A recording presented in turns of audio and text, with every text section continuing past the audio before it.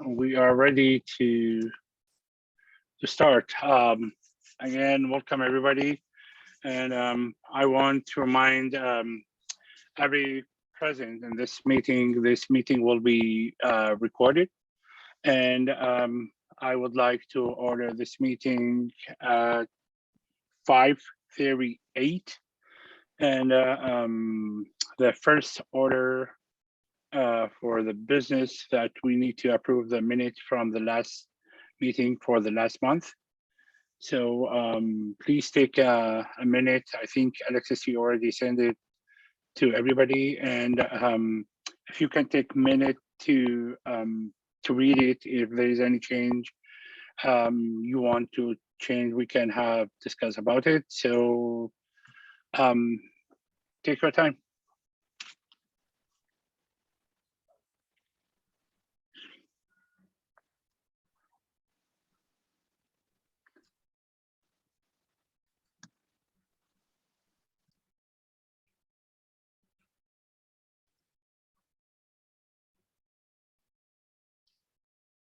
Anyone have a correction? Any correction for the minutes for the last month? I don't see any hand. I move the minutes be accepted as written. I second. All in favor, please say aye or raise your hand. I think minute got approved. So thank you. And let's see, I think this next item in our agenda will be the public comment, I think. That's right. Yeah. Yes. And it looks like we have Christina and we have Jenna and Jody. So maybe I'll pass the mic to Christina first. Would you like to go ahead? Great. Thank you so much for having me. I appreciate this time. So my name is Christina Lent, and I am a member of Beaverton's Visioning Advisory Committee. And professionally, I work with Tualatin Valley Fire and Rescue, and I live in the Sexton Mountain neighborhood, and I have a daughter that goes to Highland Park. And I'm here today because I'm very excited to, if you aren't aware, to let you know that we've launched the Beaverton Community Visioning process. And this process is going to be gathering input from residents on what they'd like to see for the community's future. It culminates with the creation of a community action plan that will guide the city leaders on decisions that they make, including what programs that they fund or different initiatives that they want to support in the future. Individual departments will use the vision to propose either changes to existing programs or projects and to justify creation of new programs.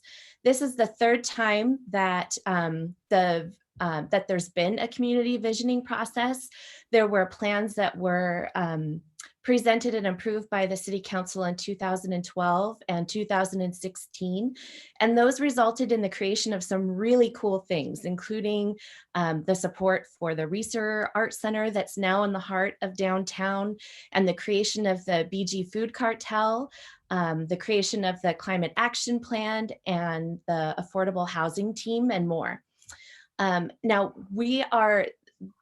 last year was spent planning on how we wanted to do this process as a committee.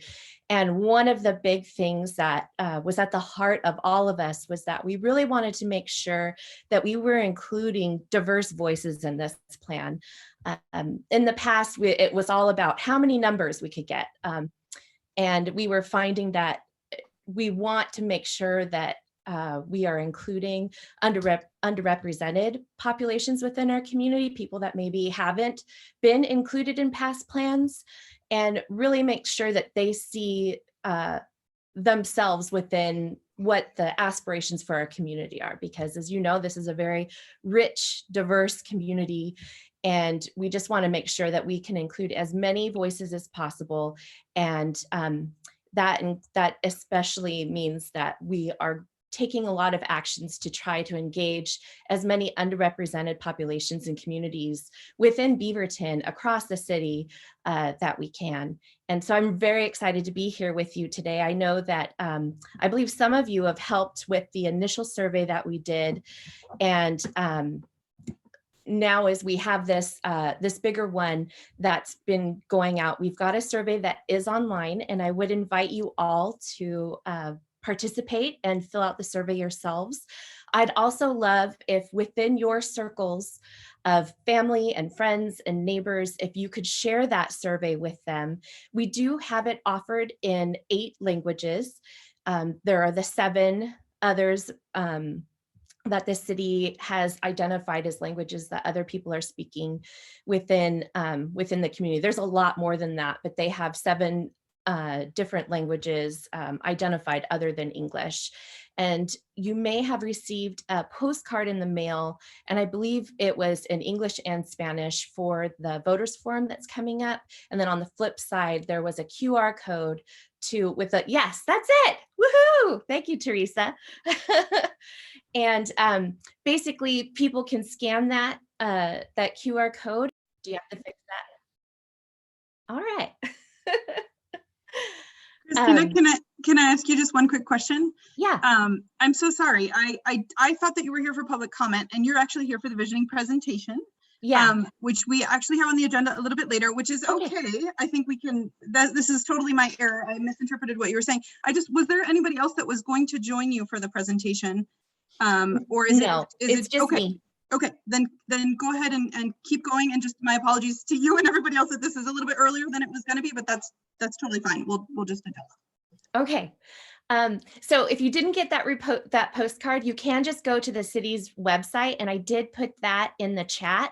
You just go to the www.beavertonoregon.gov/vision, and there's a link to the survey there, and then you can choose what language you would like to take it in. So the online survey is one way that we're doing this, the outreach. Another thing that you'll be seeing us at different community events, for example, the farmers market, different summer activities. It doesn't feel like summer with snow being out on the ground still, but that will be at different community activities for these next few months. We're also working with a consultant. You may know Ping. And she has connected us with community liaisons. I believe it's more than 70 different liaisons who are connected and trusted leaders within the community. And they are helping us to do outreach with different groups and populations. And we are going to be having focus groups that are being offered in several different languages. We're also working with some different groups that specialize in working with the LGBTQ+ community, also with BOLD and with immigrant and refugee populations, and then just other groups within the community. And those liaisons are helping us to connect with different faith-based organizations and other trusted leaders, so that maybe those who aren't as comfortable talking with city officials and people who work with the city, they would be more comfortable speaking with someone who they know and that they trust. And we're very thankful to have those connections. And moving forward, we'll have those focus groups. We'll be in the community, and then we're also offering an opportunity for people to schedule one-on-one interviews. And those, when you go to the website where the link for the survey is, there's also a link there that says that you'd like to sign up for an interview. And so my ask for you tonight is to join us in this visioning process, because we really want to include as many people as we can. And we also really value your service to the community and respect the work that you all have done and continue to do. And we feel like we have a lot that we can learn from a lot of the other committees. So we're going to each one of them and asking you to join us and helping to spread the word and get involved. And if you feel like you want to be part of the process of getting that community feedback that we're looking for, we'd love to have you with us at the farmers market or at different community events. And we just really welcome that. And once we have collected information, we plan to go back out into the community and make sure that we are hearing what people have to say, and that we're going to be reporting back and saying, this is what we heard. Is this correct? Could we go into this more? Do you have ideas on how we can accomplish some new things and some goals that have been identified by different members of our community? And we just want people to be able to, when they see the plan at the end, to be able to look at it and say, that was something that I had recommended. We are including some of the feedback that has been received in other committees as they've gone out and done surveys, because as you know, a lot of people are, there's a bit of survey fatigue. And so we are including that information so that it's reflected in the plan as well. If anyone has any questions, I'm happy to answer. I can also put my contact information in the chat if you'd like to give me a call or email me. But I really thank you for this time, and thank you for having us. We appreciate it.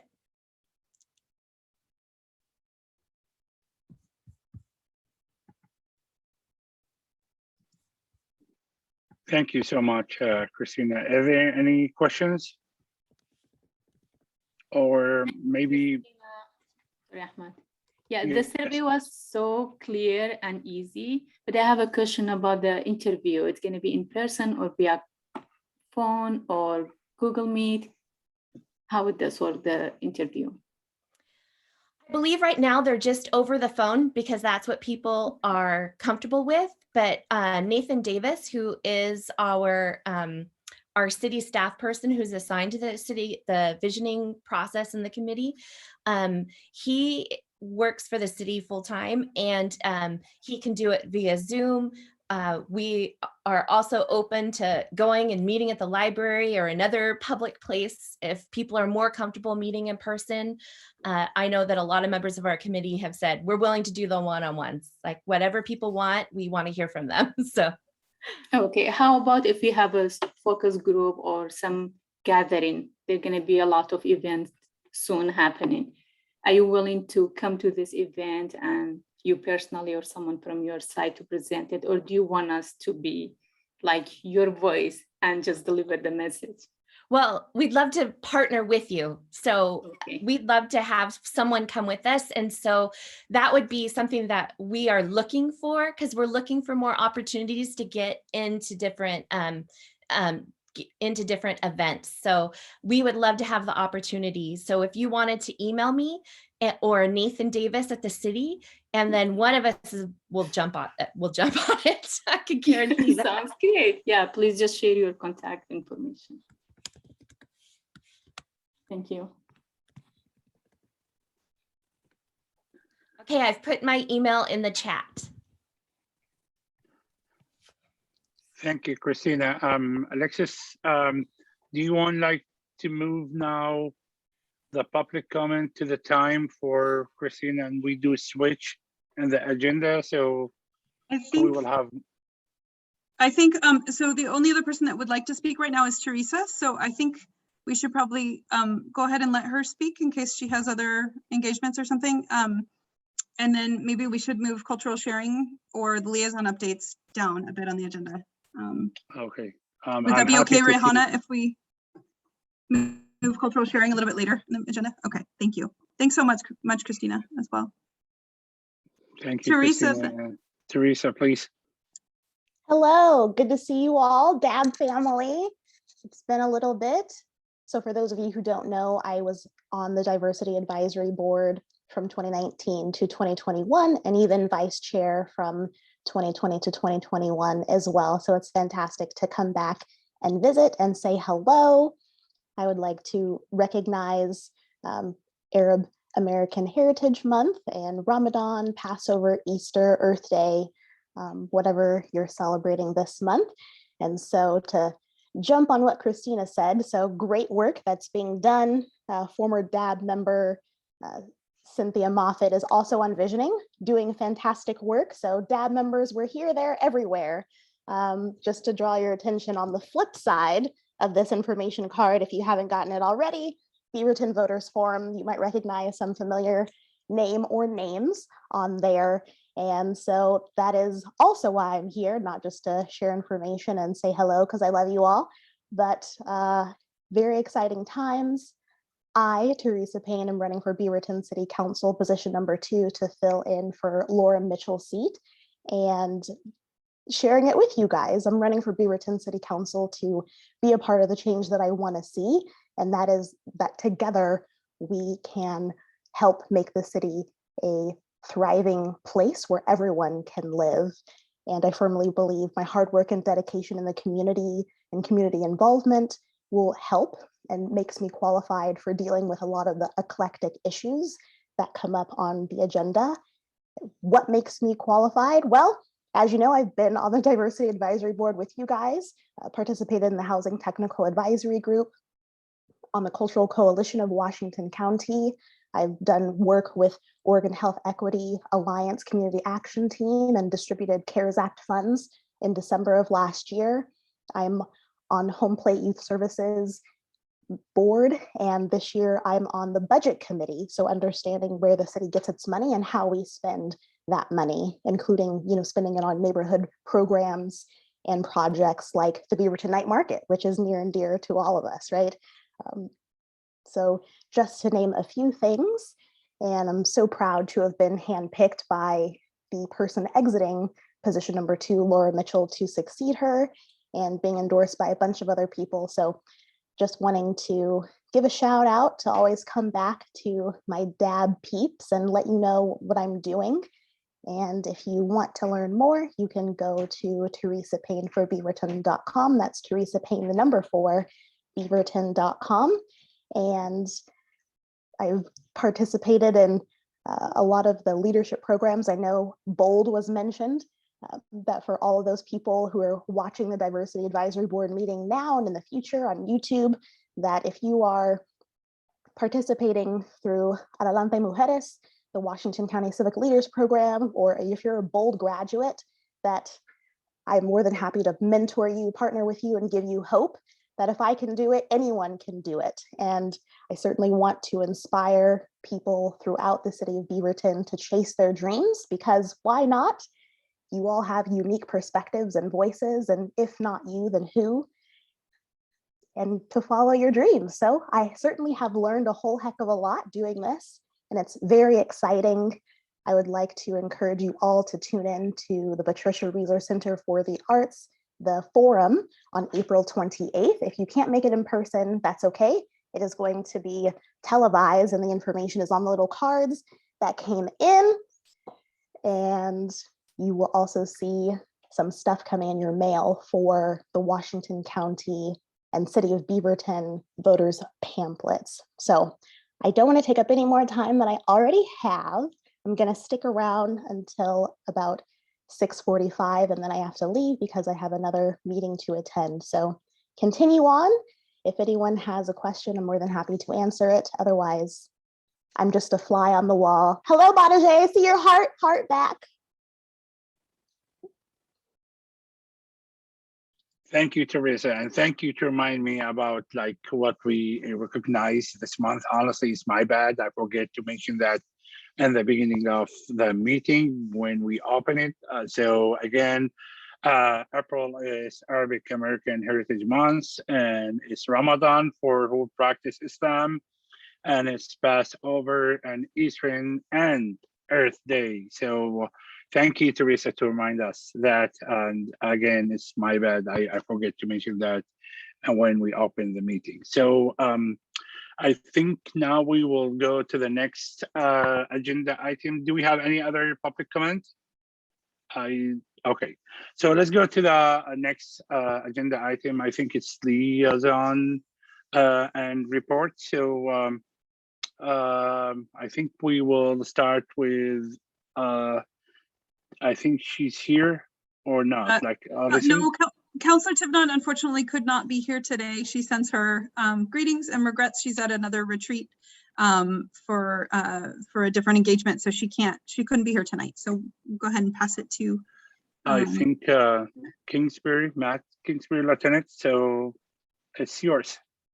Yep, I'm going to make it quick. I know we want to try and be done by around 7 o'clock tonight, I believe. So just real quick, on March 24th, we kicked off our in-person, yay, I'll say it again, our in-person community academy, which, if you're not aware of, is usually about a 9 or 10 week academy where you really, we invite community members to come in and really kind of learn about policing, you know, a variety of different topics, from use of force to what does a patrol officer do, to how do we recruit and hire, really kind of the ins and outs of our agency and how we serve the community.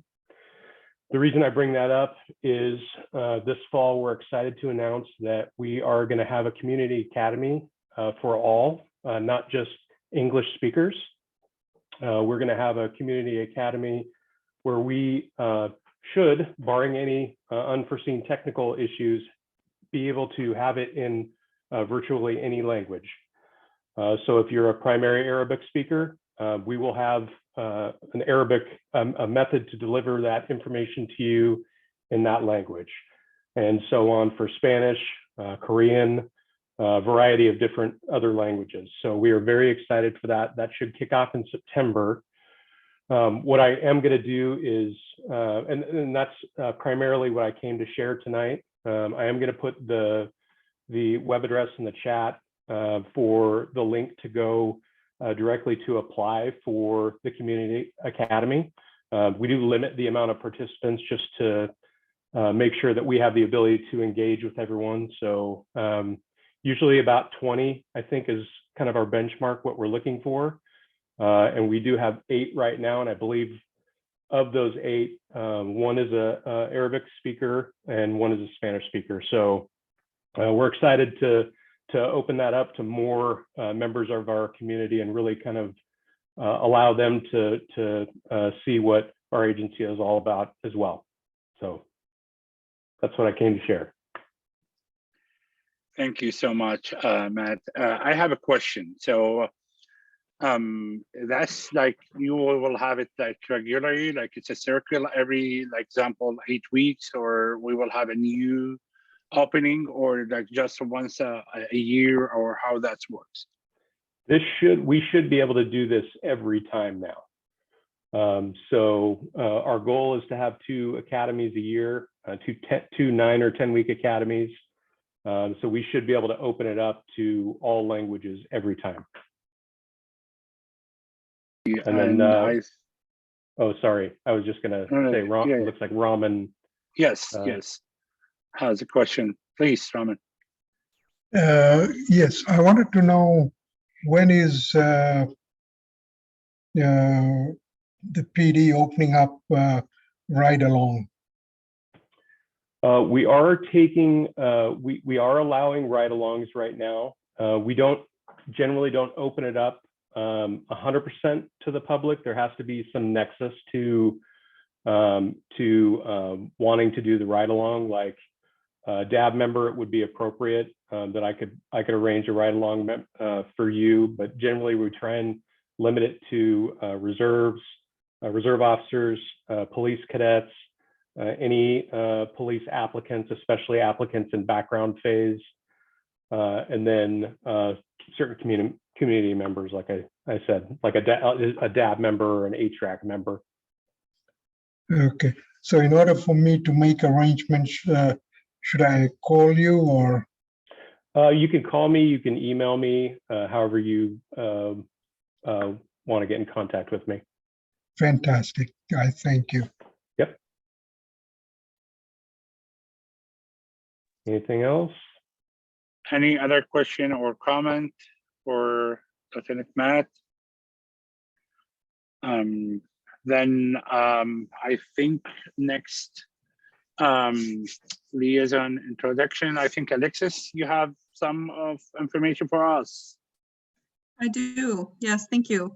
I'm going to go ahead and share my screen. I just sent these announcements to you all over email just a little bit ago. And I just wanted to go over them real quickly. So wanted to let you all know that Mayor Beatty released a proclamation for Ramadan earlier last week. and just urging everyone to support community members observing the month. And so I put a link to the proclamation there. I believe it's the first Ramadan proclamation ever. So a special recognition there that I wanted you to know about. There is a spring series at the library, a series of events and workshops that's coming up. That's put together through a collaboration between the library and the Cultural Inclusion Program. And so it's called Who We Are, Exploring Racial Justice and Identity. And there are 4 different events coming up. The first one on the 13th of April and the last one on the about a month later. So over the next couple of months, the first and the third workshop are a little bit more limited due to space. So those 2 require registration, but the other 2, one by a prominent author, Reina Grande, and then the film screening of Grandma's Roses by Jordan Theory, who was the person who did the Night Market video from last year and is a local filmmaker. Those 2 are open and don't have any limits on attendance. So I encourage you all to check out that series that's coming up. A reminder that Welcoming Week applications and Night Market vendor applications are both open right now for a few more weeks. So please help us spread the word far and wide. We're looking for Welcoming Week, we're looking for organizations or individuals that want to host our core sort of anchor events during the week and would like some support, both financial and otherwise, from the city to do that. Of course, there's always other opportunities to get on the community calendar of events, regardless of whether you take advantage of those grants, but we want people to know about them. So just a reminder about those and the dates when they close. And then, of course, the city news update distributed to all boards and commissions and neighborhood associations. The first thing is yet another observation this month of Arbor Month in April. So there was a proclamation for that and just some recognition of the trees and the care for that part of our community and what that looks like. There was also an award given at the state level to the Highland NAC for urban and community forestry. So just a congratulations to them. And if any of you are a part of the Highland NAC, wanted you to know about that. We are transitioning to a new city website in April. So next week it's going to go live. So you should see some changes, mostly in the look and feel of it, but hopefully it's better to navigate, easier to find information, etc., and should work better on mobile devices. But there are a couple of things, such as if you've signed up for notifications for different lists, like when there's a DAB meeting, if you get a notification, or when there's a press release or any of those, there is just a little adjustment that needs to be made. You need to go in and sign up for the new alerts. There isn't sort of a band-aid to get you directly over that. So you may have gotten some emails in the last couple of days because you need to just go back in and sign up for those notifications for the new website. And then you will see that starting next week. And then, of course, this has already been mentioned tonight, but Beaverton Voters Forum for spring is coming up on April 28th, and that's going to be at the Reser. You'll hear candidates for all the open positions. And if you'd like to attend it, it'll be in person and virtual available, but in person, if you want to attend, you do. We do recommend you go and reserve a ticket for free, but on the page there from the research, and just pay attention to the guidelines for COVID precautions. And then it will also be available online afterwards. You can watch a recording afterwards. So wanted to make sure you all know about those pieces. And that's all I have. Any questions? Thank you so much, Alexis. It's too much helpful and like a lot of information. Raman, do you have a question, or because your hand raised?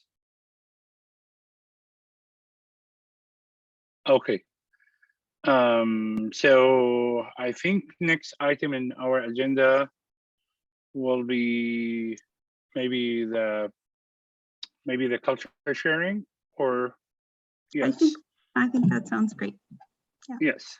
So Rihanna, please. Thanks.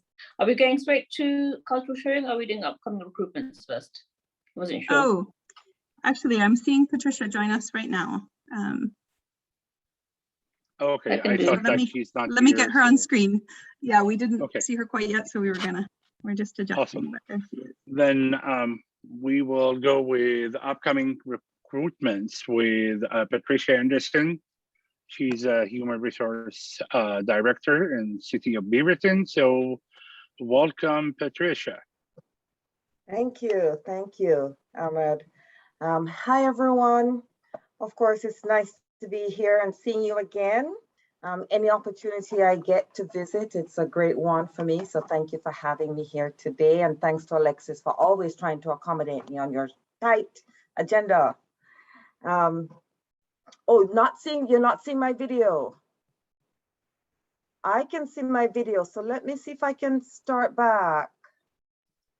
Can you see me now? Not yet. Should I leave and come back in, Alexis? Let's try Sometimes that I- real quick. Yeah, Okay. I'll be I'm looking gonna for do you. that. Okay.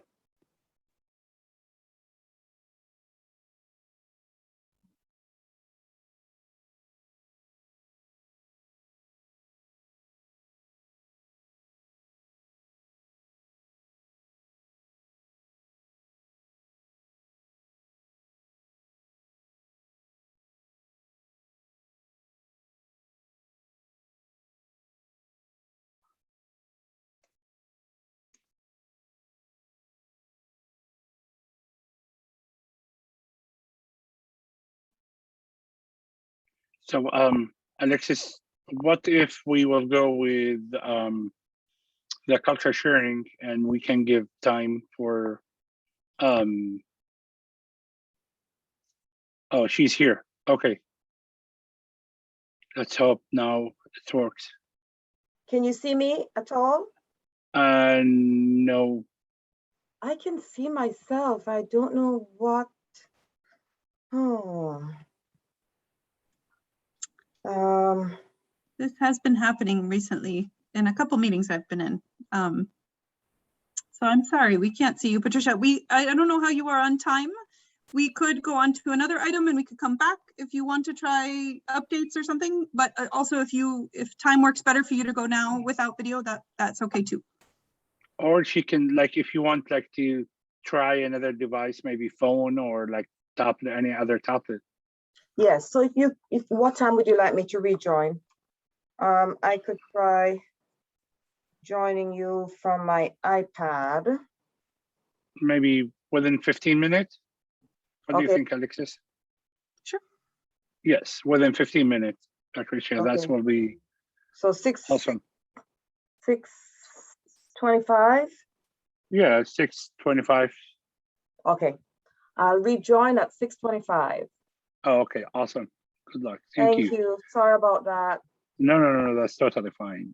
So Rihanna, I think now it's your turn to share some information about, as I know, about Ramadan months, and so please, and as I know, you have like fabulous video to share too, so please. Yeah. Thank you, Ahmed. Thank you, everyone, for being here and celebrating Ramadan with us. It's so nice to have you guys with us and supporting us as we go through these 30 days without food and drink. So Ramadan, as you know, it's the month of fasting. It's we fast from sunrise, which is at the moment it's like 5:15 in the morning, to sunset, which is around 8:50 at the moment. So each day we abstain from food and drink. So yeah, no water either, no water, we often get the question, even water? Yeah, even water. So food and drink, no food and drink. And, there's a deeper perspective to Ramadan. It's not just the food and drink part, it's also gaining a closer connection to your God and bettering yourself as a person. So, we might be abstaining from food and drink, but we're from our physical bodies, but we're feeding our minds spiritually. And I think that's what we try and do this month. We volunteer, we help our neighbors, we help the community, we engage. And another thing we do is give a lot of money in charity. And it's a requirement that we give 2% of our wealth. And it's called zakat, to charitable institutions, whether it be locally or internationally. That's a requirement for every Muslim that is fasting. If they have the means to. I mean, you know, if you have the means to give, you give. If you don't, then yeah, that's no problem either. So, and I'm really grateful that Mayor Beatty issued a proclamation. It's really helpful for us in the community as we engage, and you know, with your support, we value that incredibly. So I did have a video to share with you all. And this video is from my hometown, and it shows how we rally together and unite as a community. And I'm hoping that, you know, we can do that here in Beaverton one day, unite as a community and bring people together. So I'm going to ask Alexis kindly to bring the video up, and we can watch that together.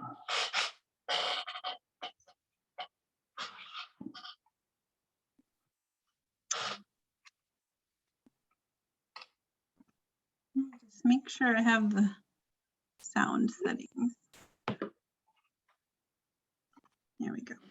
All right, and as usual, speak up very quickly if you can't hear any sound. Here we go. I'm here to show you the Ramadan spirit in London. Today I'm at British Library. Today I'm in Trafalgar Square, one of the most iconic places in London. We're here next to Wembley Stadium. The crowd you see behind me is here to break their fast.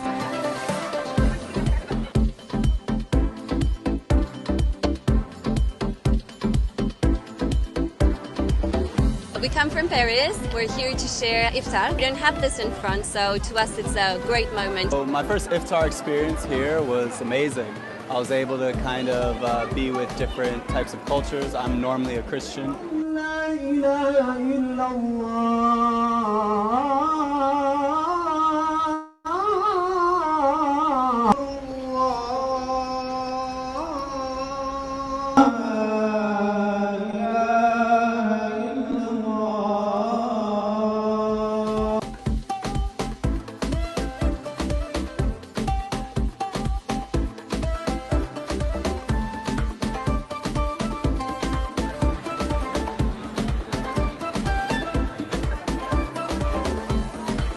For the first time ever in the history of Britain, we have an iftar at Wembley Stadium. And to have open iftar here, never in my wildest dreams.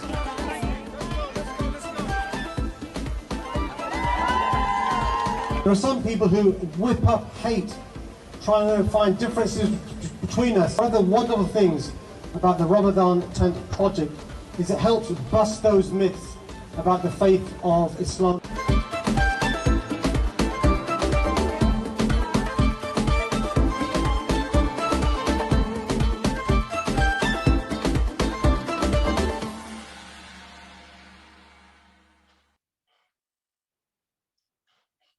Yeah, so I hope you enjoyed that video, but that's, so what you saw there was an iftar, which is the breaking of the fast at sunset. And you can see people are just sitting on the streets, sharing food with each other. You know, people from all over the place, France, Paris, Australia, they were all there sharing the food together. And hopefully, you know, one day we can make this reality in Beaverton as well, try and get people together and recreate that tent project. So it's quite nice to see that. So, but yeah, is there anything else that Ahmed and Shara or Maneja would like to add to that about their Ramadan experiences? Yes. I think Maneja, if you want to have some comment. Yes. Thank you for that beautiful video. It brought me to tears because it kind of took me home back in Iran also.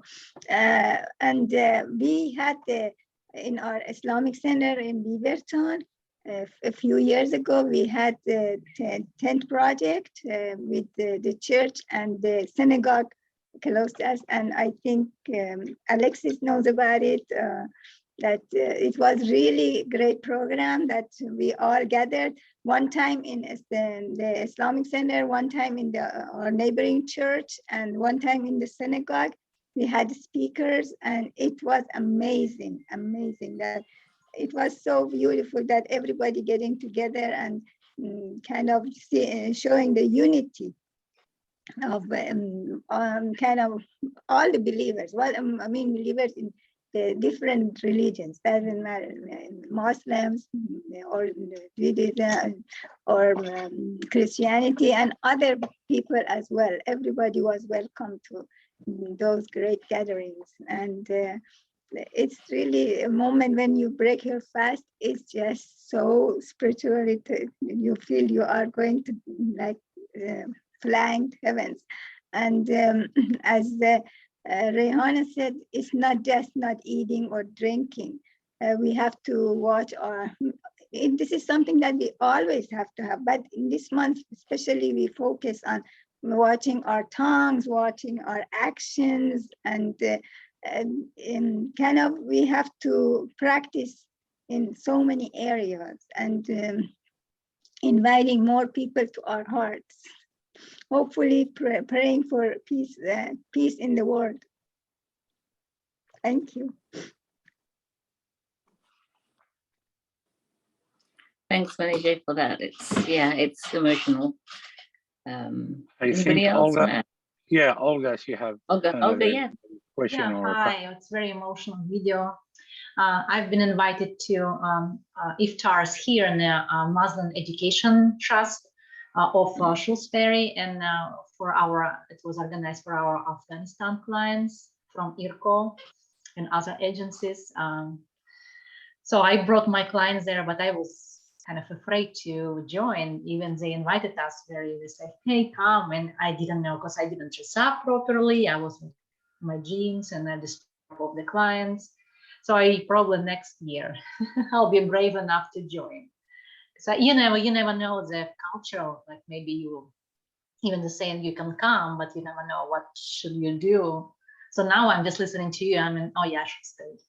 Even maybe my student, even I was saying no, it may be also just put me away from them. You don't have to worry about what you're wearing. You just turn up and everybody will welcome you with open arms. Just come and join us to break fast with us and just eat with us and just enjoy the evening. So it's nice. Good. Thank you, Hannah. Good, yeah. And it was organized by Darwish. He's the leader of the Afghanian Community Center. I'm trying to engage him to get to more social events in the city of Beaverton.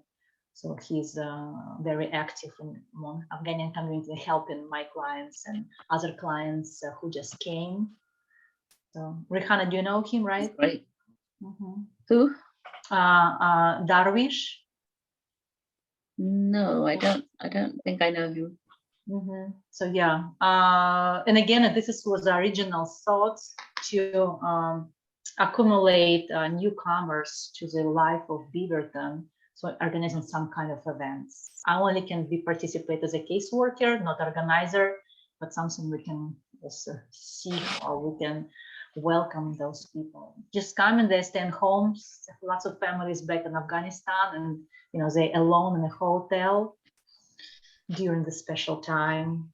That's something we can think, but we can all. That's wonderful. I think Shara, she have comment. Yeah, I just want to mention Darwish is very well engaged. He's helping all these Afghan family newcomers in every way he can. And that's the one I mentioned, Ahmed, if you can just partner with him to do a welcoming Afghan celebration or welcoming week if you want to apply.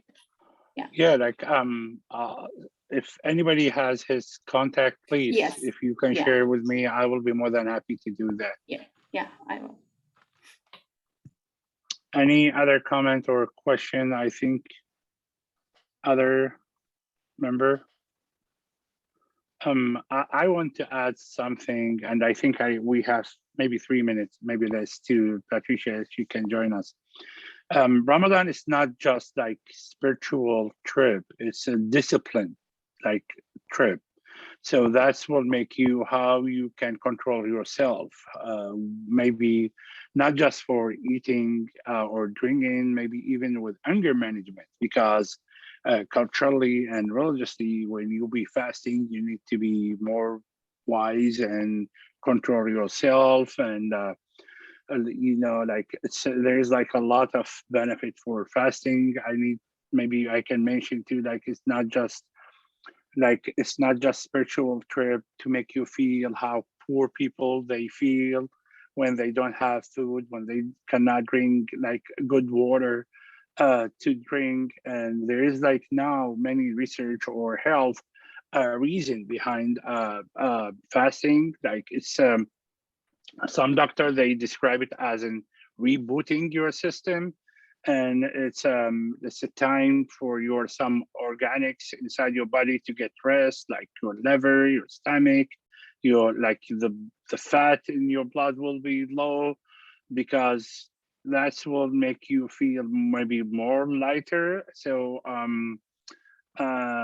it's a spiritual trip. It's and the funny and good things, I have many colleagues, because I was mentioned Ramadan and they saw me do it, so now they try it, and they told me, yeah, like we feel more lighter, and we feel like, I know like sometimes we feel like powerless, but like we feel healthier, and this is good. Like I was happy, like some colleagues, they was like in Beaverton High School, they want to share this experience with us. So any other comments? Maybe memories, Shara, you want to share? Yeah, Ahmed, the video is just like bring back all the memory when you grow up in the Middle East, especially, and our old childhood is all about like fasting and being with the family and gathering around the table and other people joining you and all in the same page. Like you see everybody around you fasting at the same time and breaking the fasting at the same time is bringing a different vibe for you. And yeah, I just love it.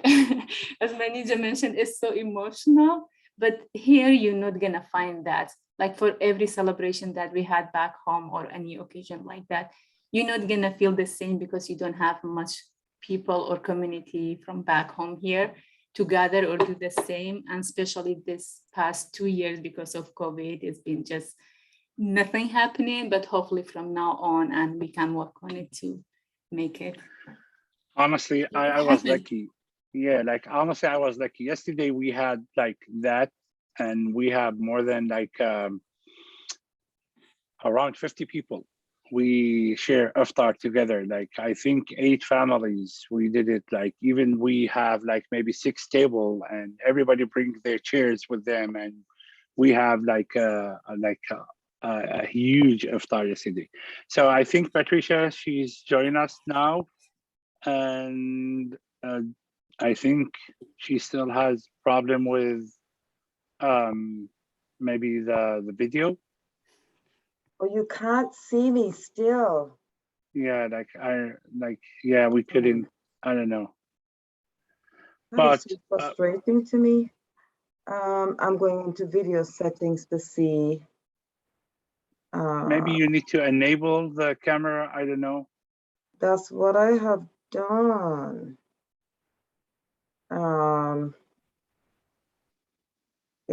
It's integrated camera, showing that. I don't understand it. Then Patricia, sorry to interrupt you, but do you think we need video, or you want to share your screen or something like that? We don't need video, and I don't have a screen to share, but I did want to be able to see you and have you see me. So are you on your laptop? Yes, I am. Okay, put your finger or move your finger where the camera is. Mm-hmm. Move back and forth.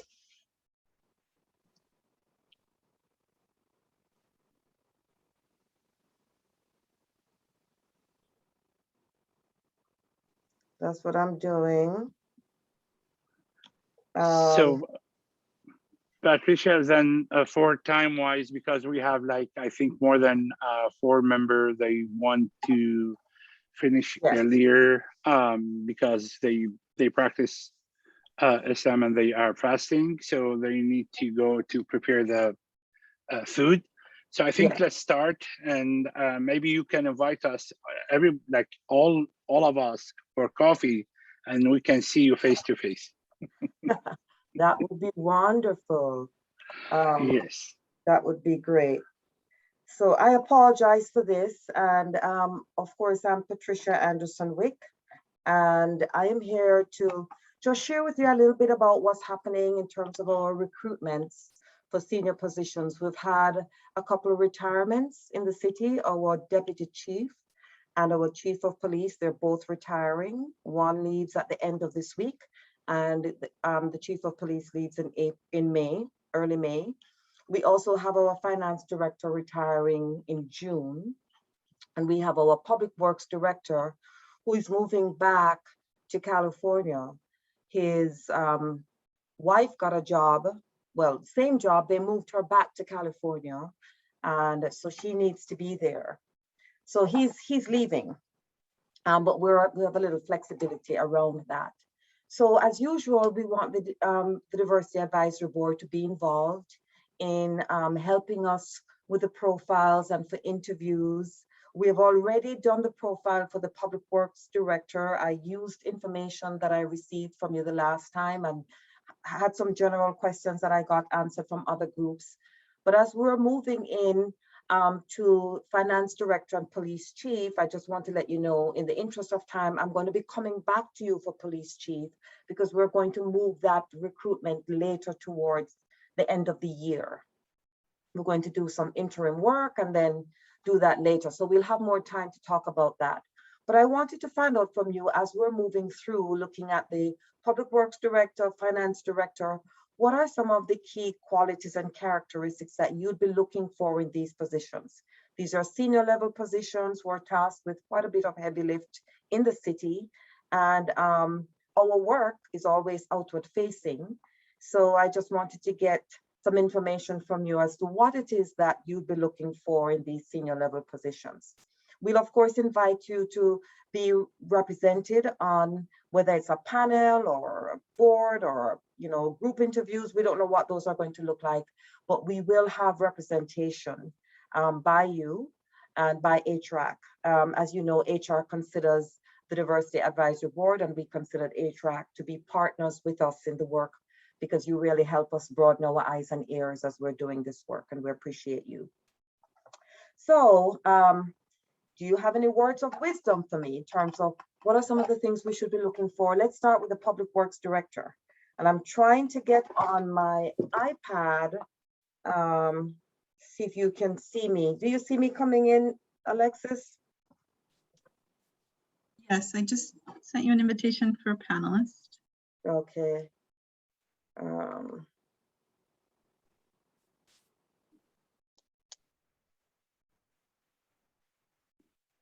Yeah, I'm not, I don't know what it is. There's something with my link because I'm still not seeing you. So that's okay. Alexis, can you see me on my other device? No, I sent you an invitation and then now I don't see you on either list for the other device. Okay. All right. I'm sorry.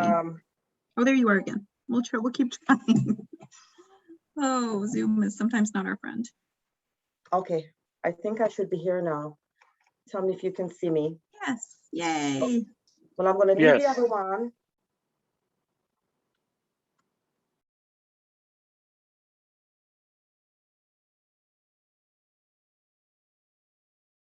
I think we lost her, right?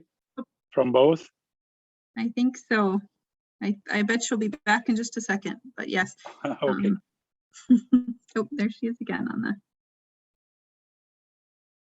other device.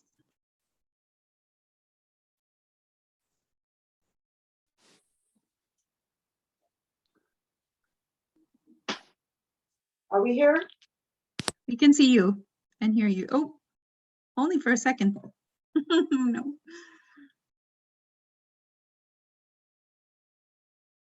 Well, think of your responses, all of you, if you have characteristics to share. There's some in the chat if you want to. Yeah, that's Bintu from BCCI wants to make an announcement when we get back to that. I think we should give Patricia, will be right back. We'll give this link piece one more try.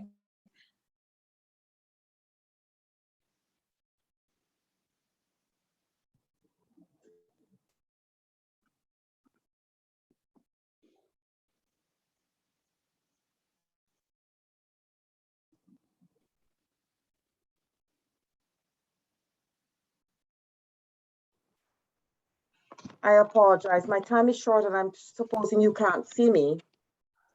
No, we cannot see you, Patricia, but Okay. please, Well, let's go just ahead. continue in the interest of respecting your time as well. So when Thank we you. think about the public works director, who is responsible for, infrastructure in the city, water, storm, sewer, roads, lighting, what are some of the qualities or values that you believe are important for us to consider as we're recruiting for this position?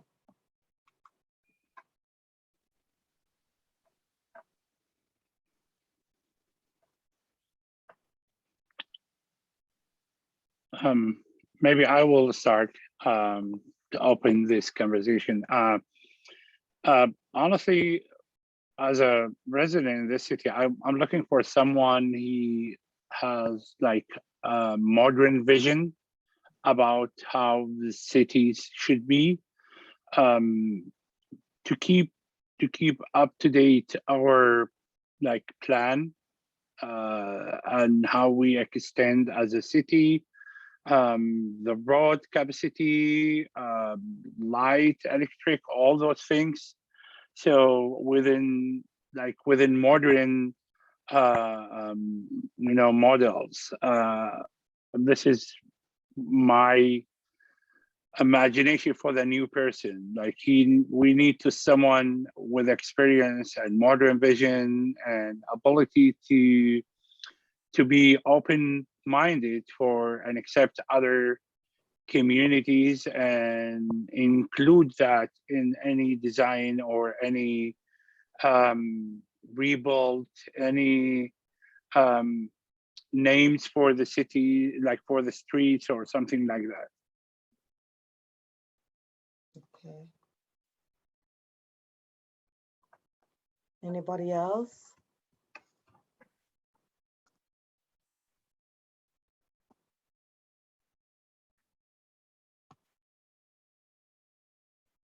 I think Rihanna. Oh, hi, Patricia. Thanks. It's hard to let you know without looking at the job description in detail to give you some sort of traits, because they're all focused in their field, right? So they have to have certain academic profile to apply for the chief of police or finance director. They have to have accounting, whatever, and they have to have sort of building structure work. But you know what I would like to see in this is someone of color in these positions, because we don't see people of color regularly, in these positions, senior positions. So that's what I would like to see: someone who's accommodating, someone who can understand everyone's culture, someone who's understanding and can take an approach from that perspective, the culture perspective. That's what I would like to see. Thank you. And the reason I didn't really share the job description, which I can send to you, is because the job description tends to have those specifications related to the duties of the job. And I'm asking you to help us with the profile of the character who takes on the job and what you want to see in the city in terms of that person's leadership and how that work is implemented. So the job itself is nothing we can influence, because that's set by council, but we can influence how we acquire that talent and how that person operates within the community.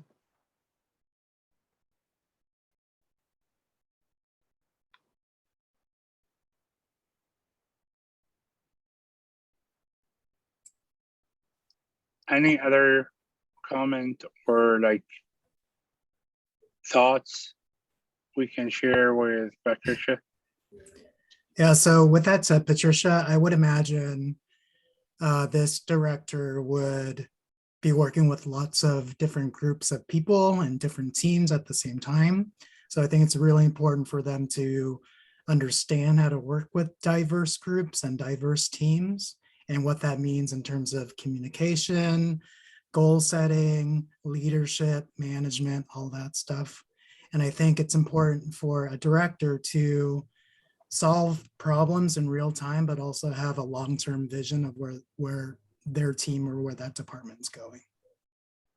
Thank you. This is good stuff, all of you. Thank you.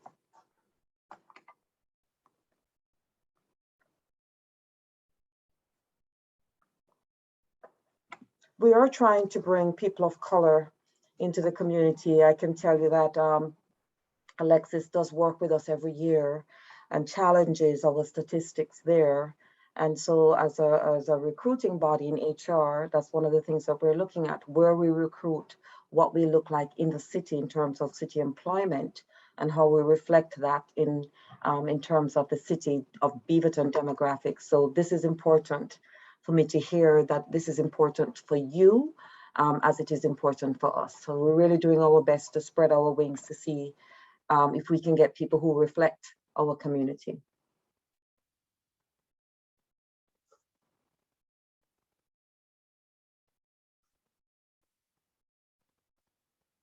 All right. Any other?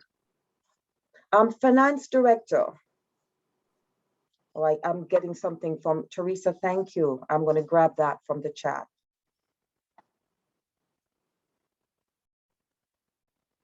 And just so you know, Teresa also challenged us the last time we met. Remember, you gave us some thoughtful feedback about, like, you know, where are you looking for these people as you're recruiting, and what about your job descriptions in terms of, are you making it difficult? Are you creating barriers? And so this kind of feedback is important for us to hear, because sometimes we think about things, but when you speak to us, it also confirms and it empowers us and kind of like encourages us to keep moving. So thank you for your feedback.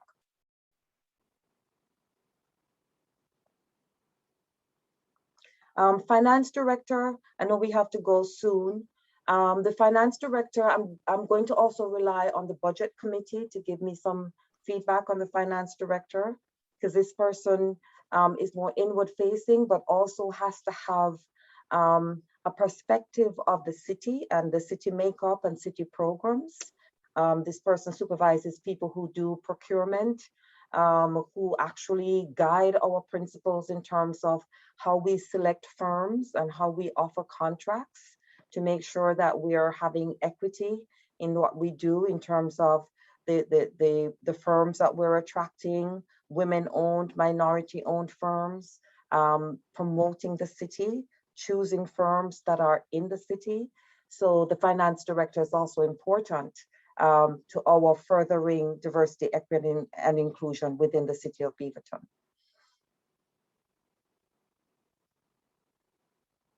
So I don't know if you have any thoughts about that, or if it's the same application of characteristics. I think like a person from like color person, that will be good. Again, as Rihanna mentioned, like especially in senior positions, like colored people, especially if we're talking about like equity and yeah, like we need to see more colored people, and but like who professional who can handle like that, and he know about equity a lot, so he can, as you mentioned, like the contractors, how he or she will deal with them like equally, and will have opportunity for everybody to have like contract or something like that. So it's like, I think it's a good idea. Okay, and I think my time is up, but I see Annie's hand. Can I take that one, Alexis? I see Annie Hill's hand is up. Annie, did you have a comment?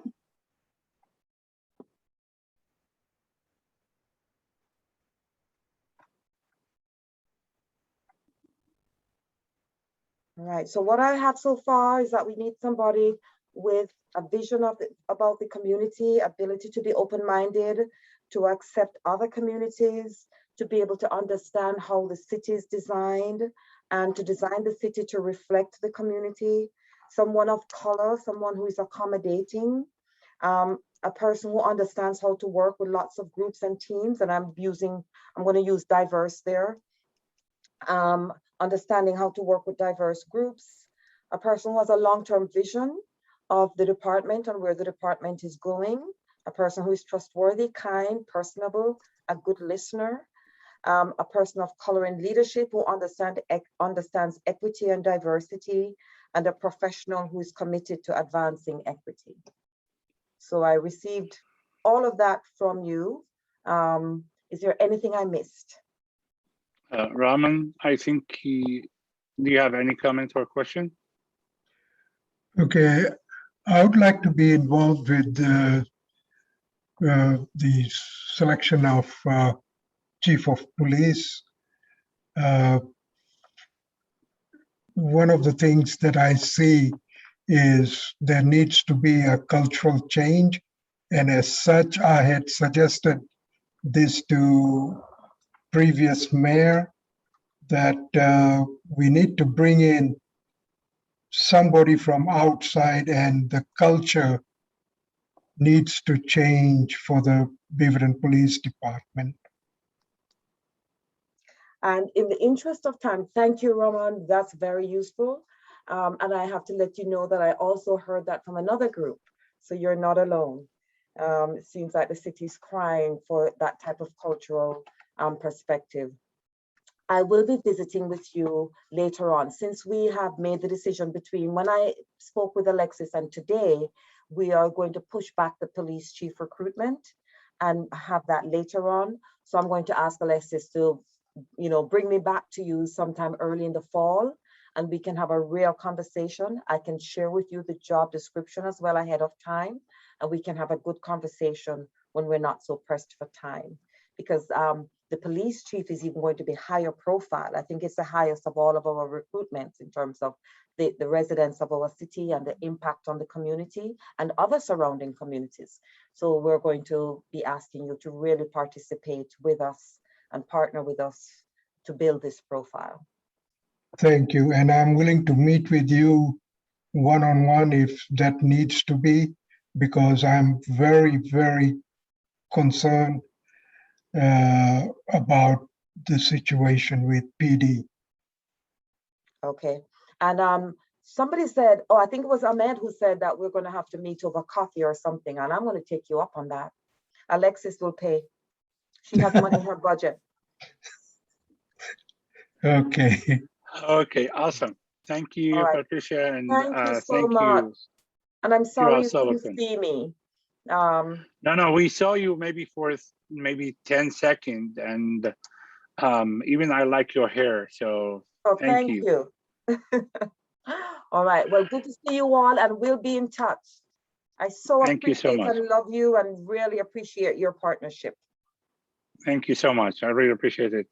Okay. And so next item in our agenda, I think we'll go with Judy for Beaverton Night Market overview and vendor recruitment. So Judy, I'm excited to hear the exciting news. Can you all hear me?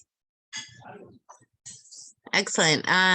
Thank you so much. And for those folks that don't know me here, my name is Jody Monroy, and I have been the contracted Beaverton Night Market manager for, I believe this will be the 6th or 7th year. I've participated in every year, and I really enjoy, I enjoy the work. I enjoy the collaboration with you all. I love the work with all the vendors and the performers, and all the community members who are also participate in this great event in a really fundamental way. This year, we have a new location, a new old location. We're bringing it back to the round this year. And so that's really exciting. We are shifting it a little bit. The event will be held on the north side of the Max Tracks. So it will include, I wonder if I could screen share really quick and show a map, because I always find it easier to see this. Okay, can you all see this map? So this map with all the tables and chairs and vendors and stuff, this is not going to be accurate. This is version 2 of what will probably be, 6 or 7 versions, particularly because we just got some information from the fire chief about a code that we have to redo this map, but this will be the location of the event. So you see right here where the amphitheater is will still be our main stage. We'll be using this parking lot for vendors and other activities. And then along Crescent Street here, right by the Reeser, will be the new addition to our night market this year. So it's going to be different and the same. We have this little alleyway over here that a lot of new spaces to figure out how to utilize and how to accommodate. So this will be the location of our night market this year. So super excited about that. I'll stop sharing. We are in our vendor recruitment phase. We opened the vendor application on March 13th, I think it was. And so we've been at it for about a month, and the vendor application closes on May 13th. We have, so far we have about 75 applications, which is really exciting. It's a great number. However, yeah, there are, out of those, there's always a good amount of those that are probably not vendors that are, appropriate for this event. People that sell franchise type stuff, or folks whose product or whose mission has nothing to do with sharing culture, which is what this event is all about. So we are definitely on the lookout for vendors. This is kind of where, this is the time where I sort of move into like a more of a targeted recruitment phase. And I look at the applications and what we see a lot of and what we don't see a lot of in terms of both product as well as cultural representation. When we do the scoring and selection, when the night market subcommittee, of which there are a number of members in here, yes, when they do the selection, we sort of separate the applications by world region, and so we can ensure that we're getting a good representative slice from our community. And so that is one of the questions on the application, is sort of like what world region would you categorize your product or what you're selling as. And so I always look at that and see sort of what are we missing, what are we lacking, and there are definitely some gaps, and there always are some gaps. And so that's where you all come in, and other people come in, previous vendors come in, folks in the community come in, and we ask, or I ask, for all of your help in recruiting and talking about this opportunity for folks to share culture through sales, through entrepreneurship. And so one of the big things that is really important to note is that folks don't have to be in a business to sell at the night market. They do have to have a product or a food or something that they're interested in sharing and selling at that event. But they don't have to be any kind of organized business. Particularly, it's always really exciting when we get somebody who's an artist, or somebody who loves to bake, or somebody who loves to, do something, who has a product that they just really want to share and get out there. And this is a unique opportunity for them to sort of test the waters at what a business looks like. One of the really fun things that I get to do is help folks understand, especially folks who are immigrants and who don't navigate our systems very easily, is to help them understand what it takes to sort of get your health department license or your insurance, or those pieces that are really valuable to learn. This is a really great opportunity for folks to do that in sort of a really supportive space. And so I'm looking to you all to share this opportunity with your friends, with your family, with your communities. If you go out to any kind of, cultural events or parties or anything where it might be appropriate for you to mention that the Beaverton Night Market is an amazing low cost, there's no vendor fee way for them to sort of test their product or test, whether they are interested in developing a business around their product. And so our application closes May 13th. Alexis, I know, has some postcards that are really helpful for me when I do recruiting to actually hand out to people. Folks can Google Beaverton Night Market and end up on our website. And I can also send you, or Alexis can send you my contact information. I can also put it in the chat here. We do have a Facebook. The city of Beaverton promotes on their Facebook and their Instagram page the Beaverton Night Market by itself has its own Facebook and Instagram page. Please feel free to follow and share those opportunities. And thank you so much for your help in making sure that this event does maintain its community flavor, and that we're looking into our own communities for folks who are interested in this opportunity. Does anybody have any questions? Hi, Jody. A couple of questions. How many vendors are we having this year? So we don't have a final map yet. I am hoping for at least what we've had at our maximum number, which was about 60 or more. Okay, yeah. And do these people need a business license if they want to become vendors? Mostly no. I mean, you don't have to be an established business to sell at all. And if you would need a business license, it would only be for those folks who maybe had a brick and mortar store already, and they will already have had a business license. But would you need a food handler's license if you're handling food of a food business? So it depends on the product. In general, yes, they will need some sort of licensing, but I can help navigate all of that. Okay, great. Thanks, Jody. Last year by the end, it was so close to the night market time, and we had some vendors that they were concerned and afraid of spending money to buy the insurance and the license, and by the end they're not going to make that much money in the night market. So my question is, still this year we have some fund in the side to help new vendors, because I have a new vendor, they want to participate, but they're asking about if we spend that much money to take a license and insurance just for this event, there is no guarantee if we're gonna sell that much or not. So still can help with one of them, insurance or license. So the city of Beaverton does offer vendor scholarship opportunities, because there is, particularly with food vendors, there are some associated costs, like there is a food license and there are insurance requirements. So the city does offer scholarships for that type of thing. Yes. So we have it. Great. Yes. Okay.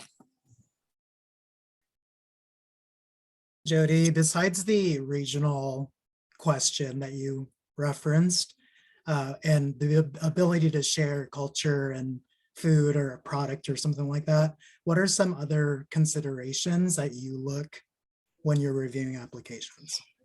That's a good question. So just so you all know, I don't score the applications at all. It is the Diversity Advisory Board subcommittee that scores all the applications. And there is some criteria, and the criteria is around, Alexis probably knows this better than me, to be honest. I'm a new member, did you not tell? Yeah, yeah, it's good. Okay. I think that, sorry, I'll just say there is a balance in selecting vendors between wanting to seek out vendors that have the ability to handle the capacity. So folks that already know how to do this sort of event fair market type stuff, and supporting somebody who is brand new and having the opportunity to do this, to try it out in a supported space. So there's like a balance between those two. Also always from, from a marketing and like, is this attractive to the customer's perspective? Looking for unique products, or niche type products. There's always lots of folks that want to sell jewelry, and that's kind of not super, there's a level to where, so anything that is a unique product, folks that want to develop a business, it is something that's exciting. And then people that are really local to Beaverton and wider Washington County. I think that's all of sort of the general criteria that we look for. Got it. Thank you. Yeah, Mike, I will give you example. Like last year, we honestly, it was like we was very careful with equity to give like equitable opportunity to everybody to participate with Beaverton Night Market, especially with culturally specific, like the many communities. So we consider all of that. Like we try to have all the communities to be represented in Beaverton Night Market. I'm just asking because I ran into a Southeast Asian booth, I think at the waterfront market, and they had shared with me, because I was in Beaverton, I live in Beaverton, that they had applied and unfortunately they weren't chosen. And I was just very surprised because I feel like they offer a very unique product and they represent a region or a country that might not originally be represented a lot. So I just want to gather some of that information so I can pass that along to them. Well, I'll tell you, with regards to that question, Mike, like one of the struggles that we've always had in our application process is that this is a written application. And a lot of times folks who are not native English speakers struggle to sort of share their vision and their mission on the applications. And so that's unintentionally sort of like is a barrier. And one that we're aware of.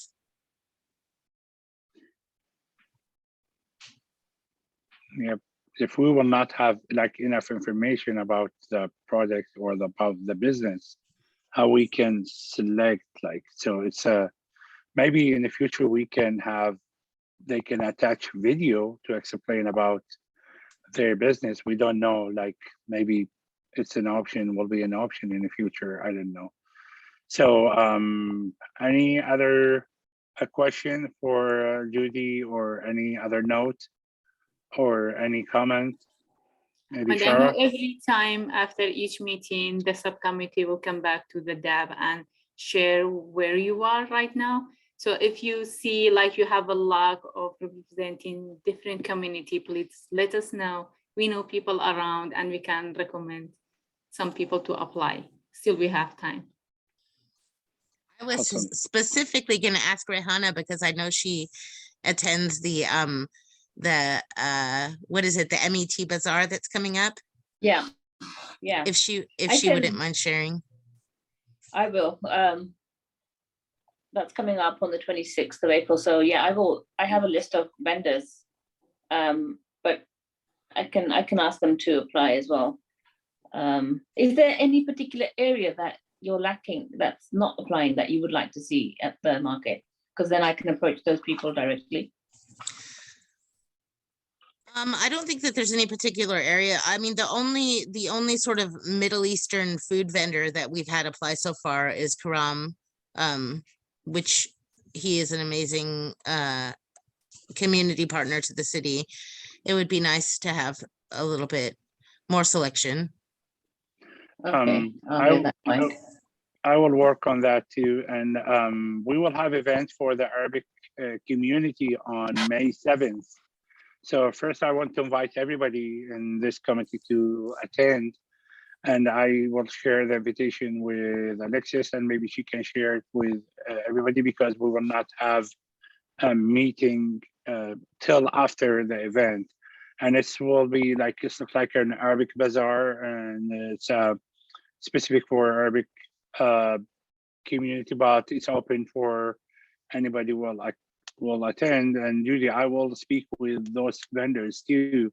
So if you can send us like those posts or postcard. Maybe we can give it to them at that event to help you to find more like multicultural vendors and in that event. So I think there's no other comment. We will move to next item agenda. Do we still have time? We already passed 7 within 2 minutes. So what do you think, Alexis? Well, I just wanted to, I mean, it's totally up to you, Ahmed.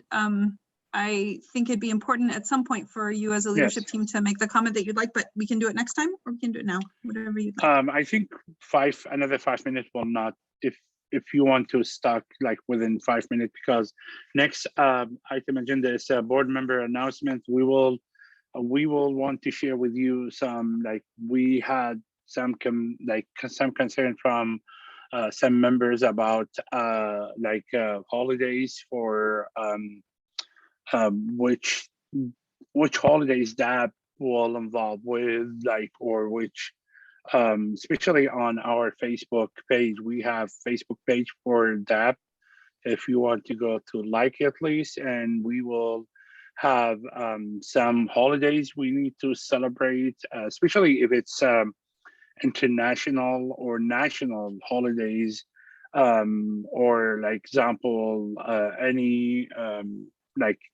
holidays that's recognized from United States government or like our Congress or our city or our even our state. As a diversity, we need to celebrate. Even I think even if we will have one community member and they have event, we need to share that with our community, because it's equity things. Like this is how I see the things. I don't know, Rihanna or Shara, do you want like to add more things about it?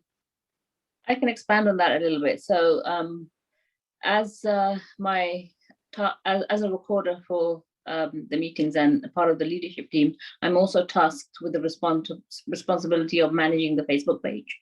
So what I have been doing with my intention with the Facebook page was that to post about holidays that represent our diversity board. So for example, Ramadan is here, so I posted a Ramadan Mubarak. And then Nowruz was last month, so I posted something on Nowruz. And Diwali's coming up and Easter's coming up. So I wanted to make sure that we're all being represented on the board, and we're acknowledging each other's cultures. And as a result, hope this will bring us together and unite us. So I want to know, what is your opinion on that? Do you think that we should continue with posting, or should we just stick to Beaverton work, related city work? What is your opinion? Are you against it, opposed to it? We have an audience. We have 450 members who are from diverse communities as well. So for them to see that we're recognizing them and appreciating them, what are your thoughts? That's what I want to know. I think we should be inclusive, and we should carry on with the announcements, because a lot of people don't know when Ramadan is, or not knowing what Ramadan is or what is Eid. Things like that.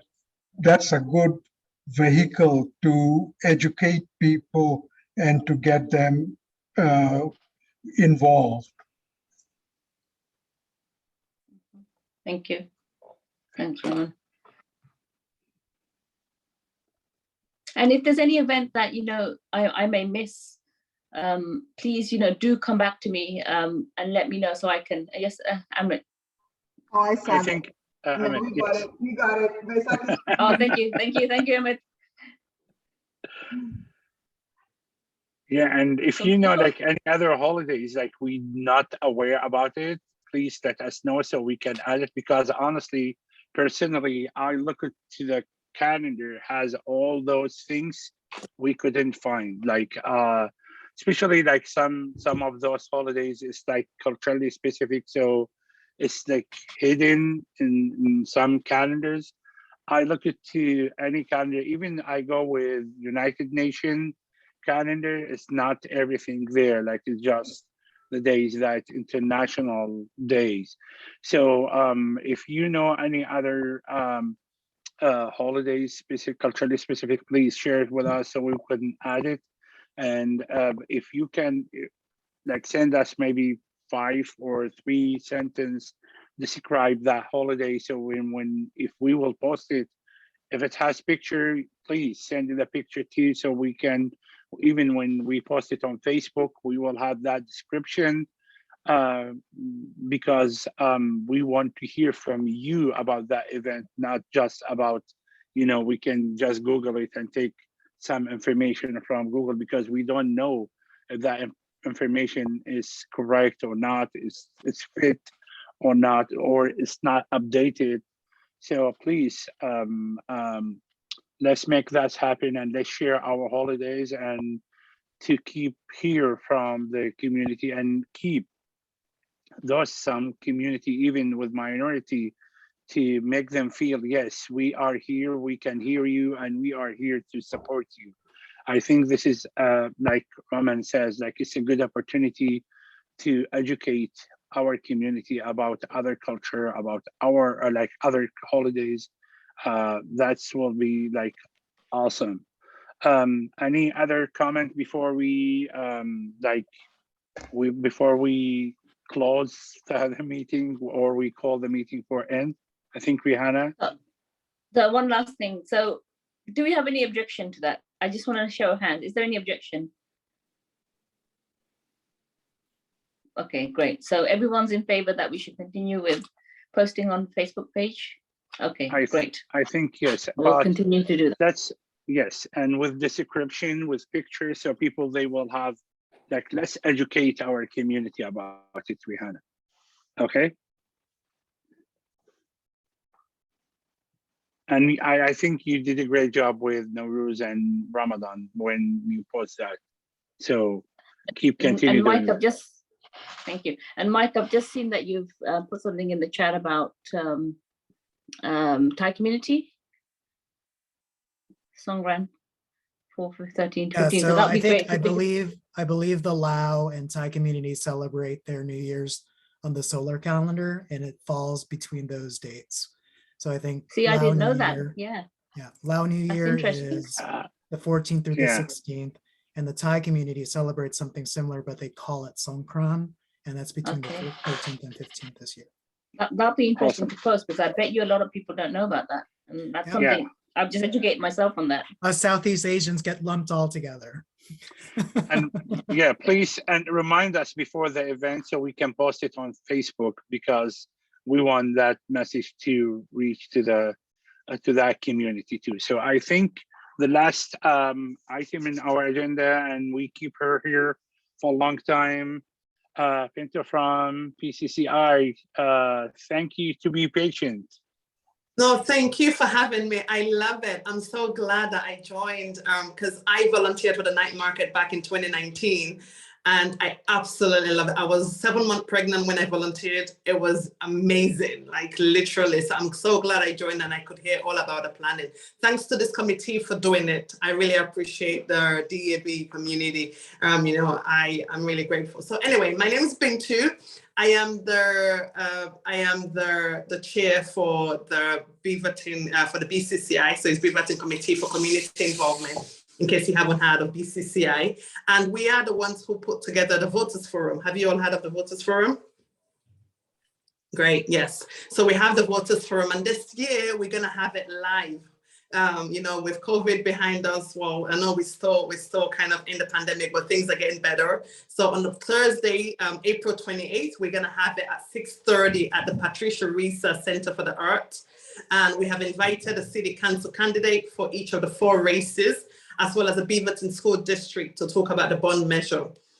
Tickets are required to go in because of capacity, we need to know. And you can go to beavertonoregon.gov/votersforum to be able to find your ticket. And again, we're still living in a pandemic. So because of that, we need proof of vaccine card or a negative test in order to be able to come into the building, again, just for safety. So either a proof of vaccine, you can have a card, or a negative COVID test, and you need a ticket also. And you don't need to pay for the tickets. It's just so that we know the capacity. And if you have any questions, we actually need more questions to come through. So we're asking people to please send questions to neighbormail@beavertonoregon.gov. I think Alexis can post that for us, so at least we have that. So it's neighbormail@beavertonoregon.gov. Please send your questions because it's so important. And or you can submit online at beavertonoregon.gov/votersforum by April 18th. So please have your questions submitted by them. And the event will be also replayed on TVC TV, channel 28 and channel 30, and it will be available online as well at beavertonoregon.gov/votersforum. This is really an important event because it gives the candidate an opportunity to be asked by the public and, you know, to face the public, because at the end of the day, they're serving the public. So it's nice that they can be there and get asked questions. So yeah, thank you so much, everyone. I really appreciate it. I'm so grateful to be part of this wonderful night. Thank you so much. Is there any question or comment you want to ask or before we end the meeting?